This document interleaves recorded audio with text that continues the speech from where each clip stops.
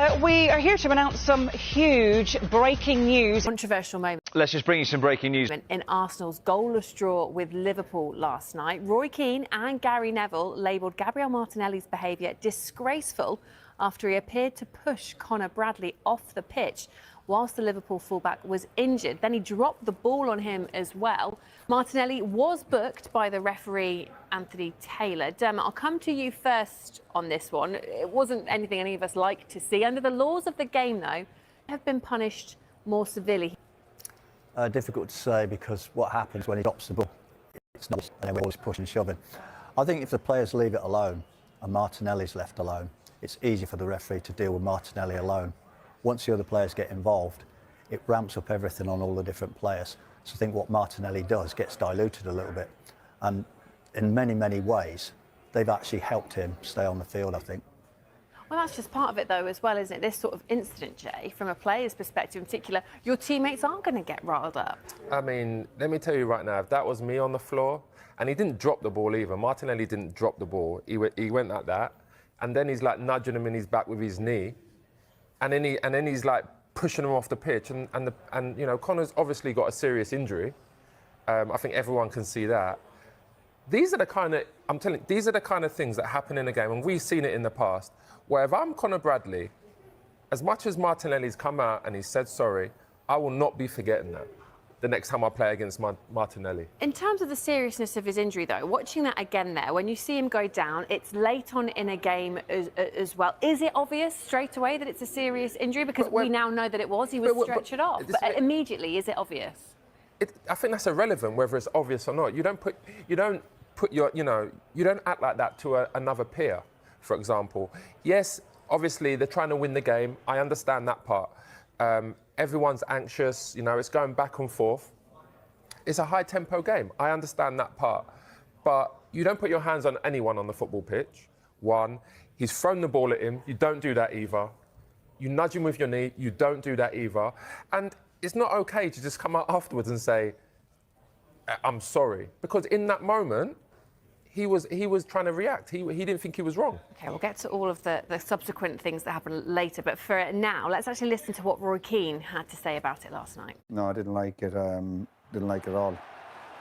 Happened to me once before when I was badly injured. A player stood over me, and yeah, it's not good, because clearly we could see. Listen, we know football. We know players' reactions. We know he's a good lad. First of all, throwing the ball on him, standing over him, and if he's got a little knee in him here, if you watch it closely, he's trying to force him off.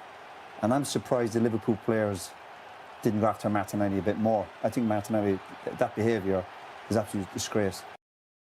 Listening to that, and given the provocation caused by the incident and the rest of the players getting involved, which Gary Neville also alluded to in commentary, could Martinelli be punished retrospectively for the incident, Dermot? I still go back to what I say. If the players leave it to the referee's got a different landscape to deal with. But when they all pile in, he's got to check everybody else, and a lot of things get lost. But in that incident, I think Martinelli has made a very, very unwise decision. Could it have been a red card? No, I think there's not quite enough there. But there was 3 kind of separate incidents in that one incident, really, because obviously he has thrown the ball at him. He's dropped the ball on him. No, he went like that. His hand's the opposite way around. Dropping it would be he's got his hand with his palm facing upwards. He's actually he's thrown it down. Second one. Then obviously he's nudging him with his knee, trying to get him off the pitch. That's another one. What was he doing that for? And then he's actually pushed him. He shoved him. So like, to me, I'm looking at that and I'm saying there's kind of 3 separate incidents there. That can be another yellow card. Very, very rarely you see 2 yellow cards for one incident. You see it? We have seen it. We see it the other day with Paquetá. That's the same incident still. Not a very good example, because... But it's the same incident. Not a very good example, because Paquetá was told to back off 4 times. Yeah. And he still came back at the referee. But I'm saying, nonetheless, it's still the same incidents. For having to go at the referee when even his teammates told him to stop. Yeah. The last player that was sent off in the Premier League, believe it or not, for two incidents in one, was Martinelli at Wolves.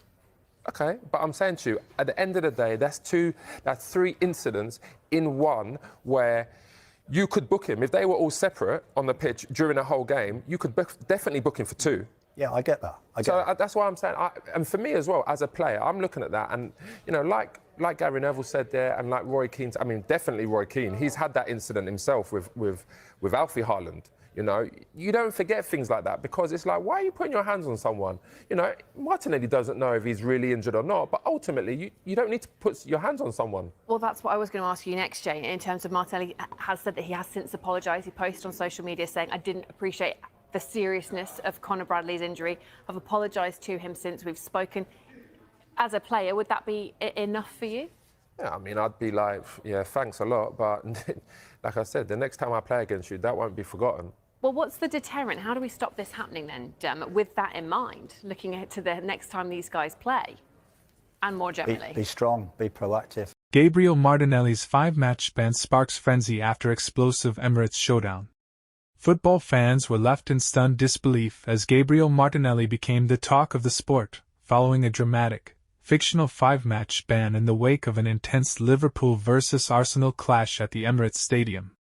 What started as a high-stakes Premier League battle quickly spiraled into chaos when Martinelli's emotions boiled over on the touchline, sparking a heated confrontation with Conor. The incident escalated rapidly, drawing in players from both sides and leaving referees and stewards struggling to regain control. Fans in the stadium watched in shock as the electric atmosphere shifted to one of near-total pandemonium, making headlines long before the final whistle. In this imagined scenario, the disciplinary decision was swift and severe, with Martinelli handed a 5-match suspension for pitch misconduct.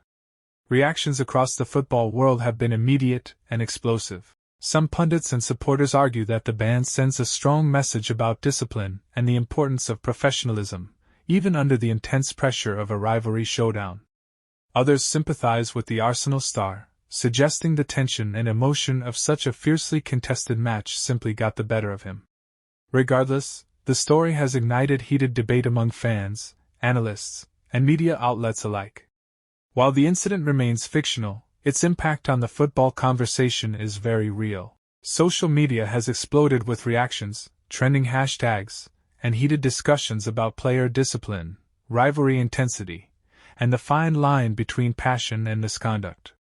For Arsenal, Liverpool, and Premier League supporters, the imagined meltdown has served as a reminder of just how volatile football's greatest clashes can be. One thing is certain, whether real or hypothetical, Gabriel Martinelli's name is now impossible to ignore, and the Emirates showdown will be remembered as a moment of drama that captured the imagination of fans around the globe.